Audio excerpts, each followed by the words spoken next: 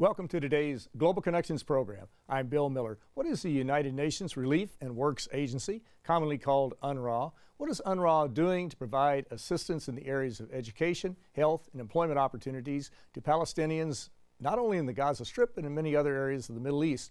We'll be back in just a moment to talk about these and other important issues.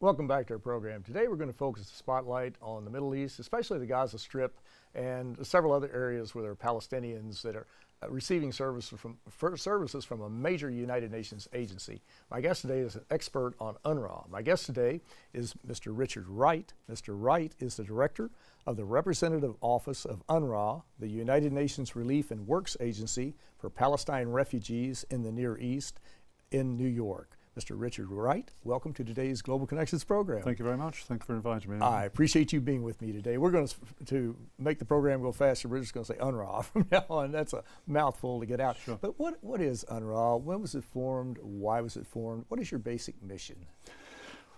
Well, thank you again for inviting me on your program. UNRWA was created by UN General Assembly resolution back in 1949 and began operations in April 1950. And our core mandate was to look after the roughly 750,000 people who were expelled from or left what is now Israel in the course of the conflict between 1946 and 1949, or from 1948-49, and became refugees, what we call Palestine refugees.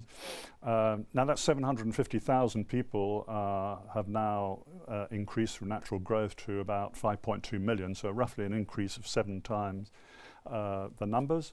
Our mandate has remained unchanged, and the core business is to provide what we call human development services. So this is health, education, relief and social services. We also, as you said at the beginning, provide some sort of vocational training as well to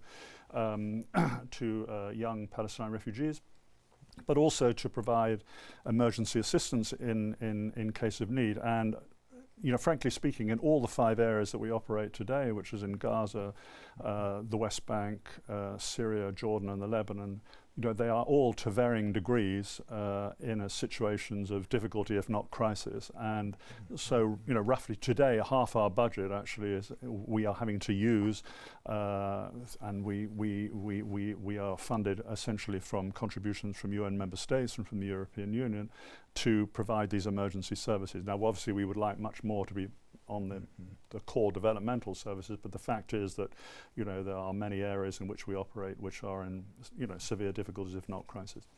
And as I recall now, the United Nations, the Security Council, created the General Assembly. I'm sorry, I said Security Council. General Assembly created Palestine and Israel in 1947. It was implemented in 1948. The conflict broke out between the Israelis and the Palestinians, and of course some Palestinians stayed, others fled, and your agency was created in 1949 to help the people in that area, and as we've seen that they've not been able to resolve the issue, and so there's still a very dire need of services. Let's talk about the areas where you are operating. Now you're operating in the Gaza Strip, you're operating in other parts of Israel, you're operating in other countries around in that area, but I'm in Jordan, different ones like that. How many camps or areas are you operating in, and how many people are you working with? Well, we operate in 5 areas, if you like: Gaza, the West Bank, Jordan, Syria, and the Lebanon. Now, if you look at where are these 5.2 million people? Roughly 2.1 million are in Jordan. In Gaza, about 1.2 million. In the West Bank, approximately 800,000. in Syria, there are 550,000 Palestine refugees registered with us, but about 110,000 plus have fled as a result of the conflict, most of them to the Lebanon, some to Jordan, others elsewhere. I mean, this is of course, you know, a sort of microcosm of what has happened in a larger scale to Syrians themselves. And in the Lebanon, there are roughly sort of 450,000 registered, but probably about 300,000 sort of normally resident people. So as you can see, all these refugees are scattered over a fairly wide area because this is where they ended up after the conflicts of the late 40s. And you know, we, as I said, we are, you know, primarily a human development humanitarian agency. The fact that we are continuing is a reflection of what you said earlier, that there's never been a solution, unfortunately, to the underlying conflict. And while that is still the case, you know, we must continue our work. It's extremely important, very true. And if our guests would like, or if our viewers would like more information on what you're doing with UNRWA, they can go to www.unrwa.org and get much more information on what we're talking about today. Let's focus a little bit. We'll go to some of the other areas where you're operating in Lebanon or Jordan, wherever, but let's talk about the Gaza Strip. So often we read articles about the Gaza being one of the most congested areas on earth. It's a very small area. The poverty rate is very high. You read articles about where the electricity is intermittent at best. At times you have children rummaging through garbage piles, what have you. What is the situation in the Gaza Strip today, and what are some of the conditions? Are there businesses that are operating? Are there initiatives to try to provide economic assistance to folks, private sector, and also what you're doing? But just describe the Gaza, if you would, please. Well, the Gaza Strip, as you've said, is a very small area. Actually, it's only about 560 square kilometers, and in this area, this is one of the densest populated areas on the planet. You know, well over 4,000 people per square kilometer. So of the total population there of about 1.7, 1.8 million, 2/3 are Palestine refugees. So if you like, come under the mandate of UNRWA, so about 1.2 million. Now, as many of your viewers will know, I mean, there have been 3 major conflicts in Gaza over the last 7 years. And these have had, you know, progressively devastating effects. The last one was in the summer of 2014, with a very high loss of life. Some if I believe 65 Israelis killed from the armed forces, and also a small number of civilians, but a very large Palestinian death toll in Gaza, roughly 2,200, including 550 children, and huge devastation to certain parts of the Gaza Strip.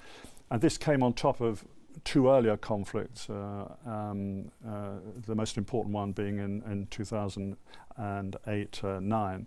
Now, of course, this has had a huge impact on the economy, but you also have to understand that, you know, this area is, to all intensive purposes, a blockade. You know, you cannot move freely in and out of Gaza.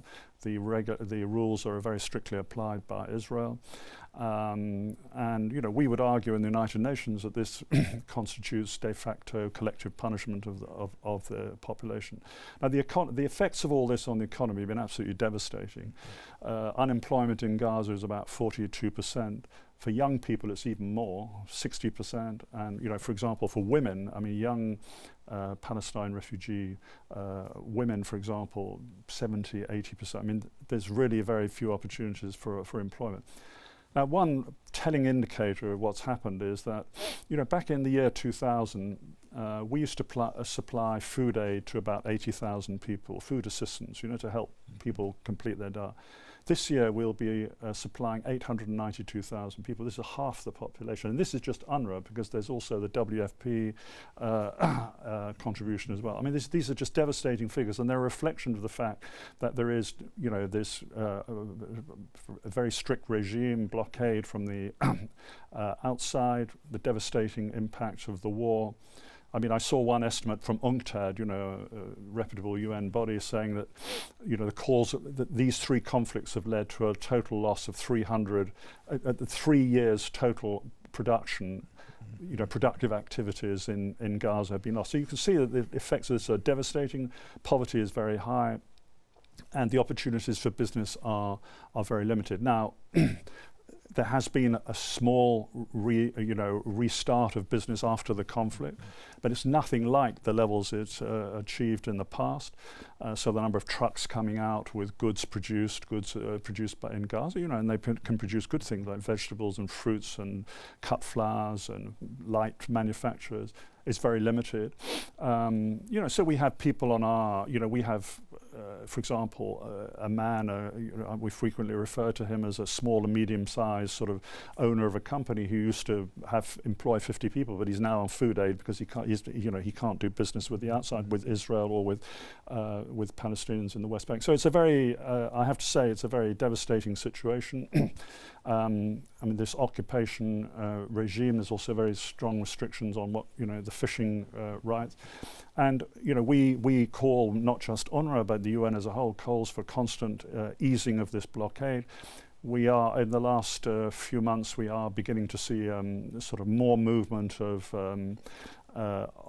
building material into Gaza to help rebuild. But, the costs of this are staggering. We estimate it that the cost to repair the shelters of our refugees that were affected by the last conflict is about $720 million, and we've had pledges for about a third, and we've received about half of that. So you can see we're a long way away, and only last week did we actually complete the reconstruction of a single dwelling. We've done a lot of smaller repairs, but only one single dwelling has been completely starting from scratch. So you can see there's a massive amount to do. So this is a very, very difficult area for people in Gaza, and we believe that substantial easing of the current regime and the resumption of trade and business can only benefit both sides, and this is what we call for. Mm-hmm.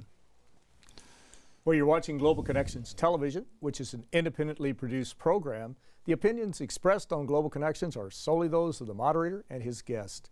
We would invite our viewers to go to the website www.globalconnectionstelevision.com to view previous programs. Also, if you have suggestions for future topics and future guests, please let us know. Today we're taking a look at the United Nations Relief and Works Agency, a major UN agency that's providing assistance to Palestinians not only in the Gaza Strip but in other areas of the Middle East. My guest today is an expert on UNRWA. My guest today is Mr. Richard Wright. Mr. Wright is the director of the Representative Office of the United Nations Relief and Works Agency for Palestine refugees in the Near East, and he heads up the New York office. Mr. Richard Wright, we're talking about the three conflicts, and you're talking about rebuilding.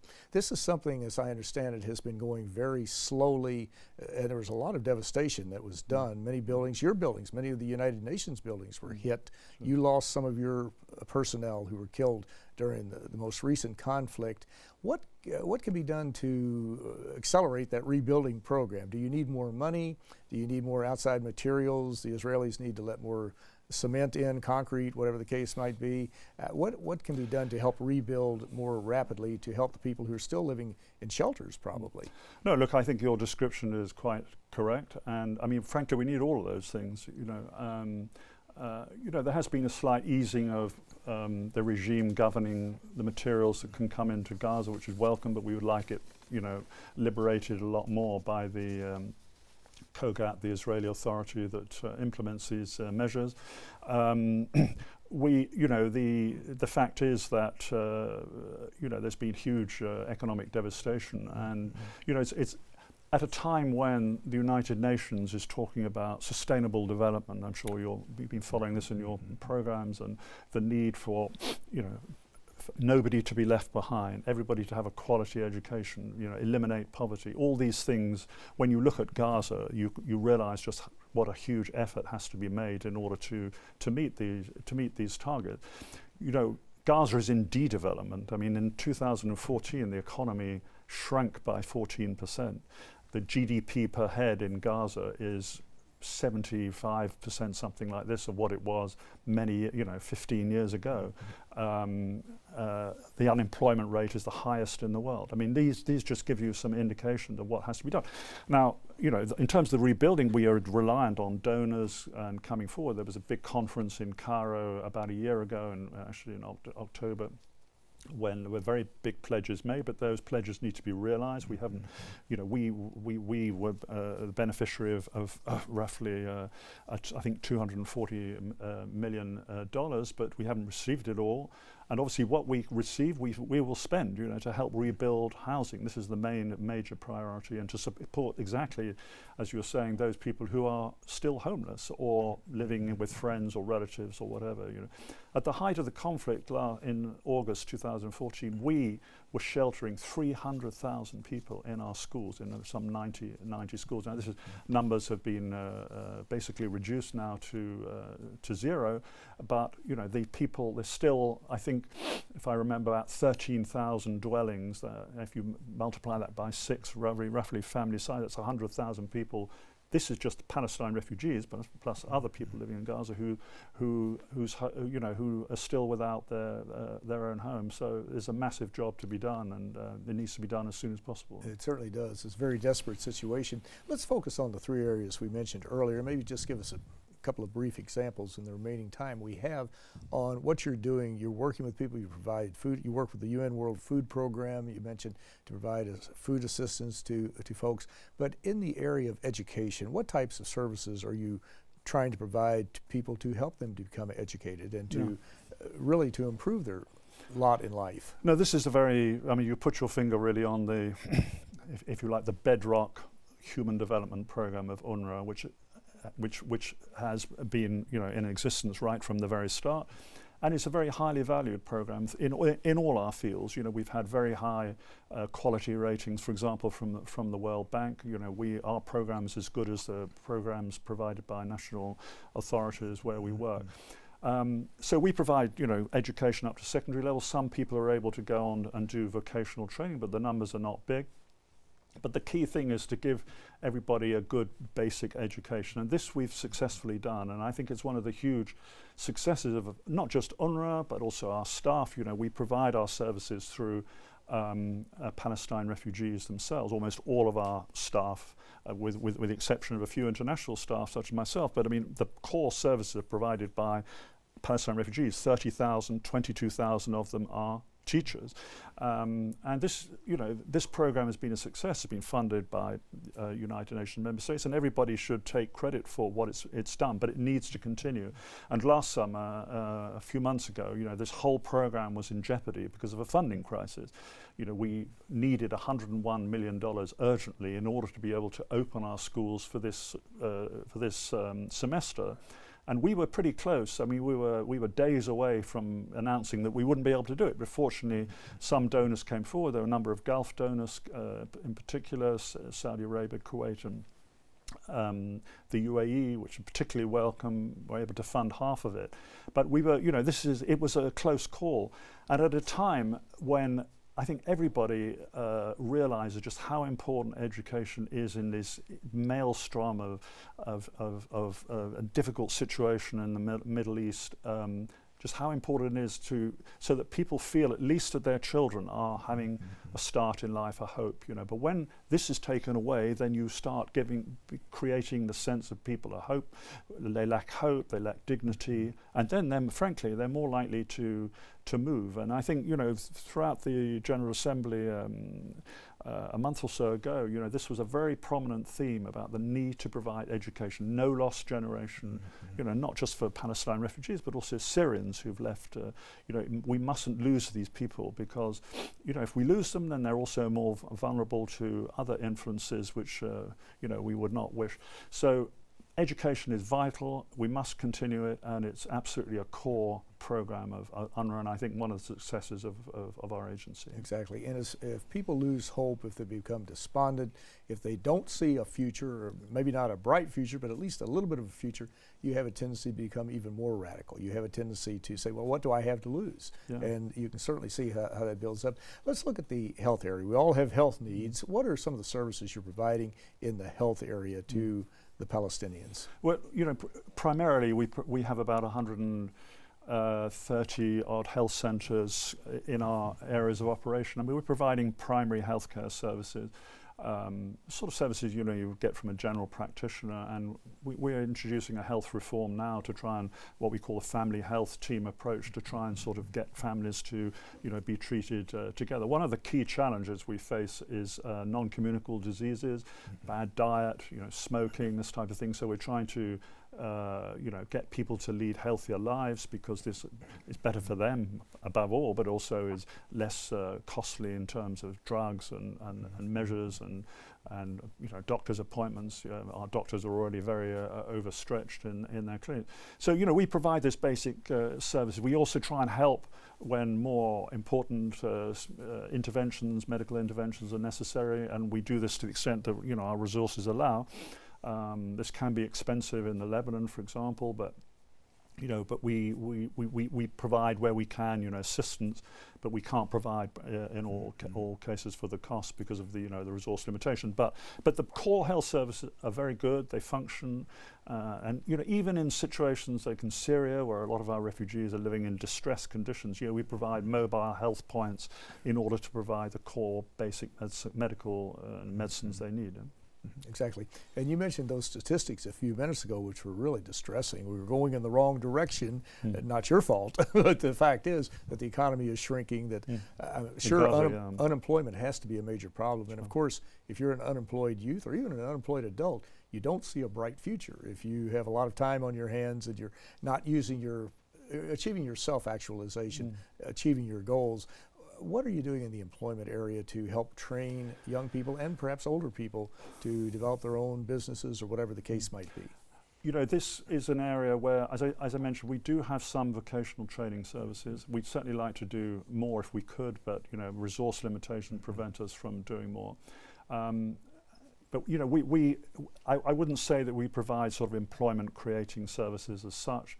We will certainly do anything we can to help people prepare for the future. We try to do this through the basic education, but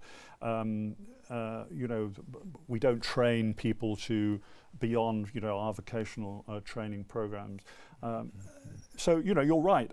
You're absolutely right when you say if people don't have an opportunity for work, if they don't feel they have hope, if they lose their dignity. I think dignity is a really important thing. The first thing that people lose in situations of conflict and where they're the victims is their dignity. How do you restore the dignity? But if they don't have it, if they're backed into a corner, then they'll be more susceptible to do take extremist solutions. And some of them, of course, try to go to Europe, and people have lost their lives doing so. I remember last year, one Palestinian refugee who was one of very few who survived a boat going to Italy said, "Well, why did you do it?" Well, the journalist said, "Why did you take the risk?" And he said, "In Gaza there was nothing. There's just nothing." And if this is the situation, if there's no hope for people, who have no employment, no opportunity, then the risk is that people will resort to these solutions, put themselves in the hands of traffickers, and risk their lives. And it's very tragic. And it's not, of course, we see now it's not just Palestinians by any means. There's vast numbers of people from Syria, Afghanistan, and other countries are doing the same because they've reached the same conclusion. And this is why, UNRWA, it's very important that our services continue. We have a huge advantage in many ways over other UN agencies in the sense we have a long-standing infrastructure. We have schools, we have health centres, we have buildings, we have warehouses. It has to be maintained, as particularly in situations of conflict, in order to provide some stability. If you undermine the stability of UNRWA, then you undermine the stability of the whole community, because Palestine refugees are in a way defined by UNRWA. UNRWA is, if you like, the pillar, the mast in the ship in a very swirling sea that they hold on to. But if you sort of destabilize it, then you destabilize the entire community. So when our education program was at risk in the summer, this was the sense that people felt. So we really need to maintain it, particularly at a time when the Middle East is in turmoil. It doesn't make sense not to support our agency. So we constantly appeal to our main donors, who are public authorities and member states, but also private donors who are much smaller, and others to keep our agency going until a political solution is found. Because this is, we exist, and we've existed for all these years because there's no political solution has been found to end the conflict between Israel and Palestine, unfortunately. Exactly. And of course, our viewers, as we mentioned earlier, can go to www.unrwa.org and learn much more about what we've been talking about today. They can also identify how they can help donate or perhaps participate in helping you to achieve your goals, because as with all the UN agencies, you can't go out and raise taxes. That's verboten. You just can't do that. It's not part of your mandate, but you do need donors. You need people to provide assistance to you. But Mr. Richard Wright, who heads up the UNRWA office in New York, it's a very important mission you have, and it's a very difficult task that you have, but I really appreciate you coming and sharing the information. But I want to thank you so very much for a very interesting and a very informative program. Thank you. Thank you. I'm Bill Miller. Thank you for joining us today on Global Connections Television.